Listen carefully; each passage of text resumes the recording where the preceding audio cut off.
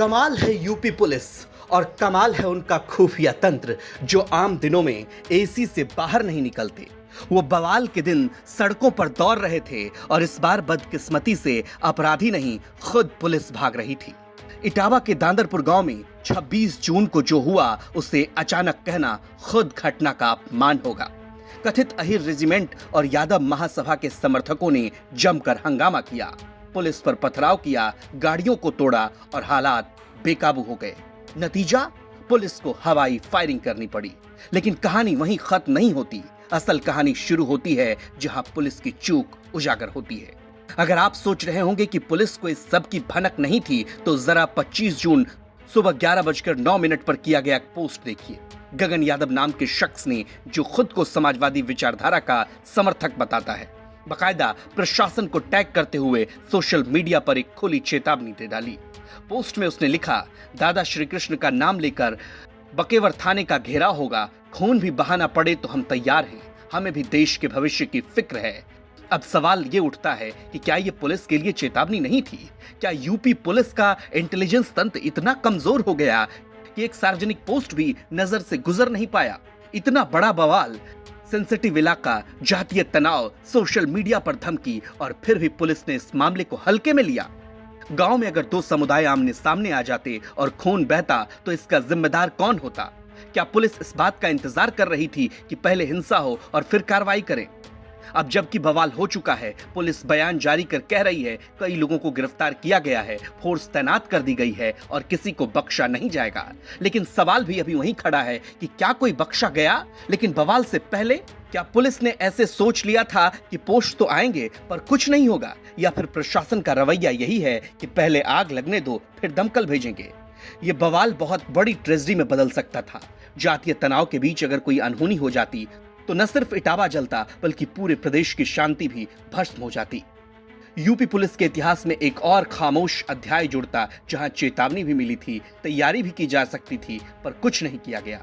इस पूरी घटना ने यूपी पुलिस के खुफिया ढांचे की सच्चाई को नंगा करके रख दिया।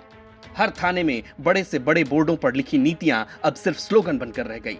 हकीकत में पुलिस प्रशासन सिर्फ तब हरकत में आता है जब उसकी वर्दी पर धब्बा लग चुका होता है। अब वक्त है कि सिर्फ पत्थर फेंकने वालों पर सवाल उठाना नहीं है, बल्कि उन अफसरों को भी जवाबदेह ठहरा जाए जो चेतावनी के बावजूद हाथ पर हाथ धरे बैठे थे। वरना अगली बार सिर्फ पत्थर नहीं चलेंगे, सिस्टम का भरोसा टूटेगा और जब जनता का भरोसा टूटता है तो सिर्फ कानून नहीं, सरकारें भी हिल जाती है। गांव के निकट कुछ लोगों द्वारा उपद्रव करने की कोशिश की गई थी। इस संदर्भ में कुछ लोगों को हिरासत में लिया गया है। कठोर कार्रवाई सुनिश्चित की जाएगी।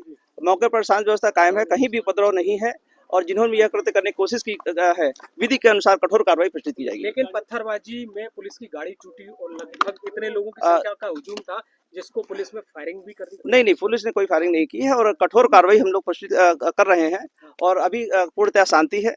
कुछ लोग हिरासत में लिया गया है, पूछताछ की जा रही है और कठोर कार्रवाई की जाएगी। यह सुनिश्चित किया जा रहा है कहीं भी कोई अशांति न करे। सर, लेकिन अब गांव दादरपुर में आप लोग किस तरह की सुरक्षा व्यवस्था का इंतजाम करेंगे? क्योंकि ये तो लगातार इस तरह का ये लोग यहाँ फोर्स से ही अलर्ट यहाँ फोर्स तैनात है, पहले भी तैनात थी और गांव के अंदर कोई भी नहीं जा सका है। यह रोड पर कुछ लोग आए थे और जिन्होंने अशांति फैलाने की कोशिश की थी, उसी के अनुसार कार्रवाई की गई है, हिरासत में लिया गया है और कठोर कार्रवाई विधि के अनुसार की जाएगी। सर, कितने लोगों कितने वाहन क्षतिग्रस्त हुए पुलिस के इस घटना में? नहीं, अभी हम लोग देख रहे हैं, वाहनों के बारे में देखा जा रहा है और अभी कुछ लोगों को हिरासत में लिया गया, हिरासत में लेकर पूछताछ की जा रही है। क्या पुलिस के कोई कर्मचारी भी घायल हुए इसमें? नहीं, पुलिस के कोई कर्मचारी नहीं घायल हुए हैं और अभी पूरी तरह जांच की जा रही है, जांच के अनुसार कार्रवाई की जाएगी। गिरफ्तारी की? अभी कुछ लोगों को हिरासत में लिया गया है, अभी पर्याप्त संख्या अभी बताई जाएगी, आपको पूर्ण अभी ब्रीफिंग की जाएगी। ब्रीफिंग के अनुसार जैसा कि मैंने आपको बताया है अभी कि उन्होंने उपद्रव करने की कोशिश की गई थी और सामने ही आप लोगों के सामने उन्होंने कोशिश की थी और कर रहे थे पथराव और इसके अनुसार उनको मौके से हिरासत में लिया गया है। सर, बकेवर थाने से लेकर के यहाँ नेशनल हाईवे पे जो भारी भीड़ थी, काफी कल से इनपुट था कि लोग जा सकते हैं, उसके बाद भी हजारों की संख्या में लोग पहुंच गए वहाँ पर, ऐसा कैसे हो सकता है? नहीं, यहाँ पर ऐसे बड़ी संख्या में नहीं पहुंचे हैं।